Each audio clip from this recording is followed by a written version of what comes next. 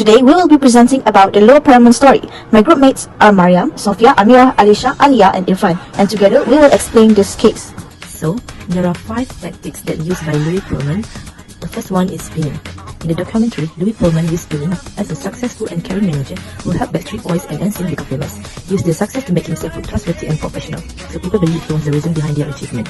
He also acted as a father figure to the young artists. He positioned himself as someone who cared about their future, gave advice and protect them in the industry. His emotional image made the members trust him more and see him as a mentor rather than a businessman. For example, when both boy bands sold millions of albums but only received a very small amount of profit, Louis framed the situation as normal practice in the music industry. He told the members that it was common for artists to end it at the beginning of their careers. He also blamed the record labels with the artist's question their income instead of taking responsibility himself. In conclusion, all this example represents spinning because Louis Pearlman did not change the real situation, but changed the way the situation was presented. He framed himself as a caring father figure and successful manager, blamed record labels for financial problems, and described unfair contract as normal industry practice. By controlling the narrative and focusing on positive image, he put the best possible face on unethical action and made people believe he was a hero rather than an exploiter. Pearlman and Gross co-founded Transcontinental Airlines, but Pearlman secretly transferred company ownership into his own name. He even forged Alan Gross's signatures on legal documents to gain full control of the business. After taking over, Pearlman pushed Gross out of the company and cut him off financially, even though Gross was a rightful co-founder. Pearlman then used company funds for personal spending and fraudulent activities, placing the business at risk. This betrayal was especially painful because it involved decades of trust between two childhood friends. In the end, Alan Gross suffered financial and emotional harm, while Pearlman's action became part of his larger history of fraud. The Big Lie. Hi, my name is Irfan, and I'm going to present the next point, which is the Big Lie. The Big Lie is a PR tactic where the large lie is repeated until people believe it. In the boy band con, Pearlman created a false image of success and trust. He presented himself as a successful businessman. This made artists and investors believe his company was legitimate. He also used a big lie in his stock and investment. Lau claimed his company was financially strong and supported by a real investment. In reality, the stock was fake and part of Ponzi scheme. The lie was repeated confidently and making people trust him. This case shows how PR can be misused and manipulate public perception. The success of honest boy band helped support the financial lives. People assume success means honestly.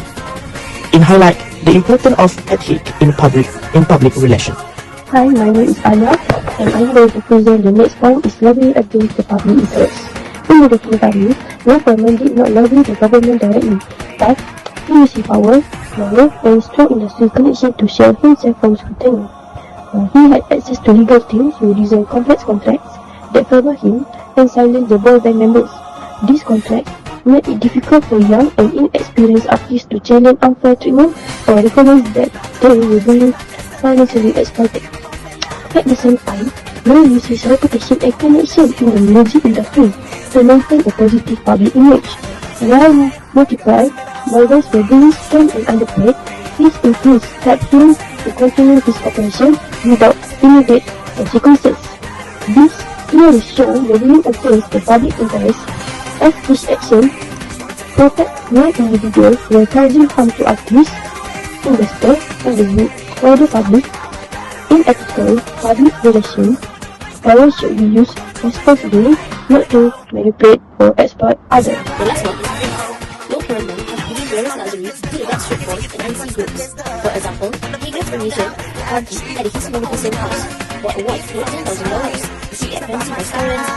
Moreover, he is also the financial group to support his economy. But that's actually is a big thing to manipulate his artists. I want to show everyone that he has My name is Sofia, and I'm going to present the last point, which is ethical issues. In that given documentaries, Lou was accused of having grooming behavior, where he targeted very young boys, some under 18 years old, by offering money, career opportunity in exchange for closeness and control. Some examples are clear when the accusers describe unwanted touch from him, and also some forced nudity, and situation where Lou used power and intimidation to cross the boundaries. One more clear example were when one of the victims stated in the video that they were recorded without consent when they were using tanning bed and have no idea that they were being recorded, and then Lou just publicized the videos to the public to watch it. That is a very clear example of unethical behavior in corporate world. What? Bro, what are you talking about, man? Thank you very much for watching, and that's all from our group. In conclusion, the Lau Pearlman case teach us to be careful with investment. Even though he was a famous creating boy band such a Backstreet Boys and NSYNC, because success is entertainment, doesn't guarantee honest in business. That's all. Thank you very much.